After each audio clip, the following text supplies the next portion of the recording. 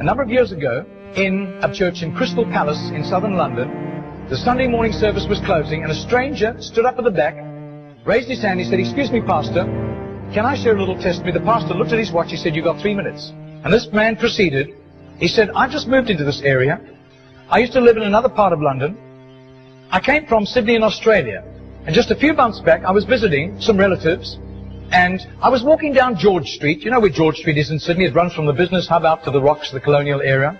And he said, a strange little white-haired man stepped out of a shop doorway, put a pamphlet in my hand, and he said, "Excuse me, sir, are you saved? If you die tonight, are you going to heaven?"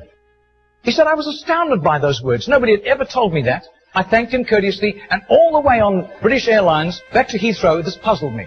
I called a friend who lived in this new area where I'm living now, and thank God he was a Christian. He led me to Christ, and I'm a Christian, and I want a fellowship here. And Baptists love testimonies like it. Everyone applauded and welcomed him into the fellowship. That Baptist pastor flew to Adelaide in Australia the next week, and 10 days later, in the middle of a 3-day series in a Baptist church in Adelaide, a woman came to him for counseling, and he wanted to establish where she stood with Christ. And she said, "I used to live in Sydney. And just a couple of months back, I was visiting friends in Sydney, doing some last-minute shopping down George Street, and a strange little white-haired man, elderly man, stepped out of a shop doorway, offered me a pamphlet, and said, 'Excuse me, ma'am, are you saved? If you die tonight, are you going to heaven?'" She said, "I was disturbed by those words. When I got back to Adelaide, I knew this Baptist church was on the next block from me, and I sought out the pastor, and he led me to Christ. So, sir, I'm telling you that I am a Christian." Now, this London pastor was now very puzzled. Twice, within a fortnight, he'd heard the same testimony.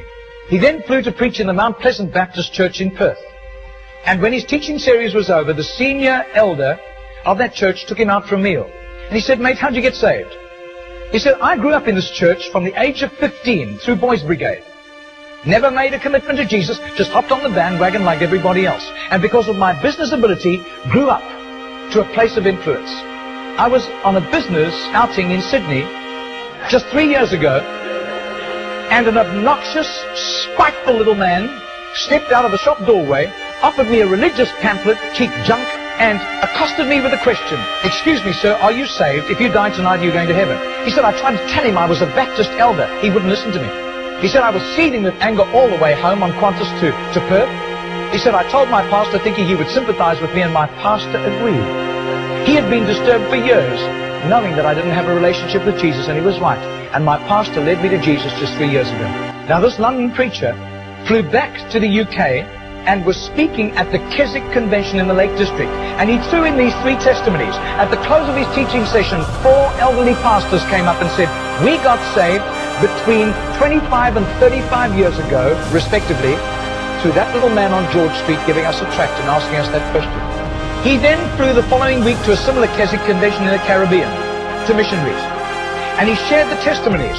At the close of his teaching session, 3 missionaries came up and said, "We got saved between 15 and 25 years ago, respectively, through that little man's testimony and asking us that same question on George Street in Sydney." Coming back to London, he stopped outside Atlanta, Georgia, to speak at a naval chaplains convention.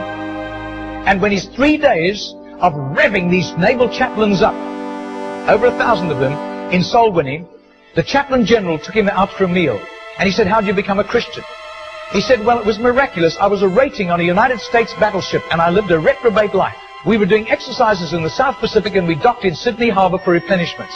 We hit King's Cross with a vengeance. I got blind drunk. I got on the wrong bus, got off in George Street, and as I got off the bus, I thought it was a ghost. This elderly white-haired man jumped in front of me, pushed a pamphlet in my hand and said, 'Sailor, are you saved? If you die tonight, you're going to heaven.' He said, the fear of God hit me immediately. I was shocked sober and ran back to the battleship, sought out the chaplain. The chaplain led me to Christ, and I soon began to prepare for the ministry under his guidance, and here I am in charge of over 1,000 chaplains, and we're bent on soul winning today." That London preacher, 6 months later, flew to do a convention for 5,000 Indian missionaries in a remote corner of northeastern India, and at the end, the Indian missionary in charge, a humble little man, took him home to his humble little home for a simple meal. And he said, "How did you, as a Hindu, come to Christ?"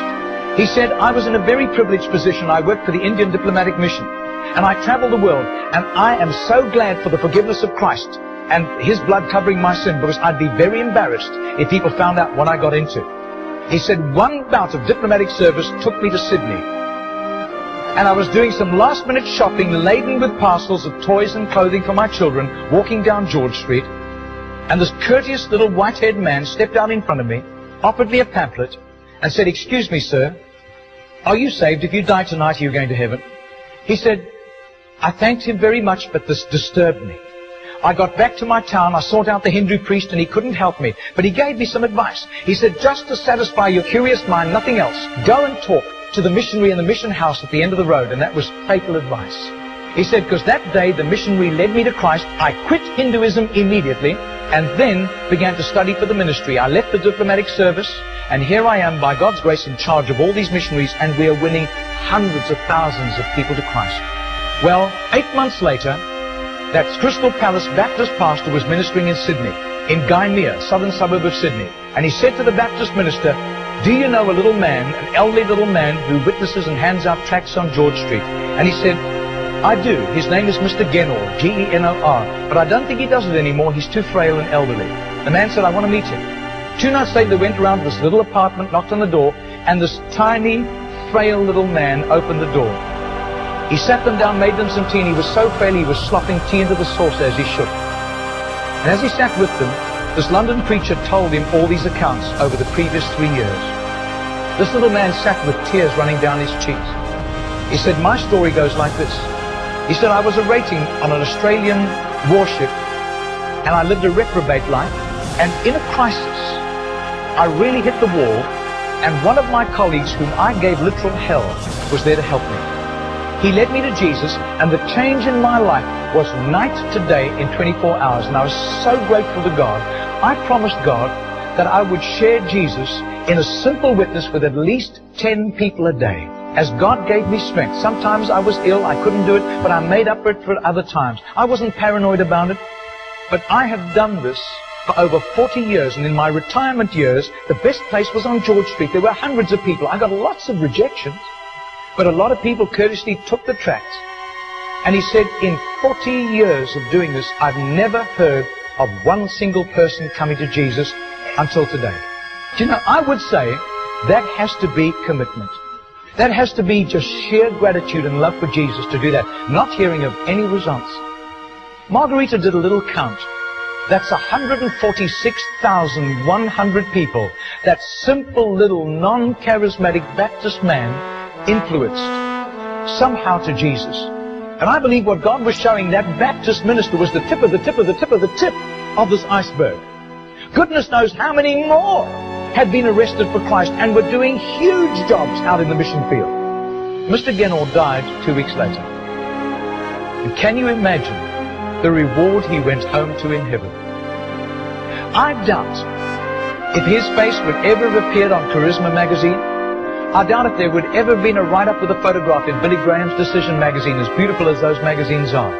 Nobody except a little group of Baptists in southern Sydney knew about Mr. Jennor. But I'll tell you, his name was famous in heaven. Heaven knew Mr. Jennor. And you can imagine the welcome and the red carpet and the fanfare he went home to when he arrived in glory.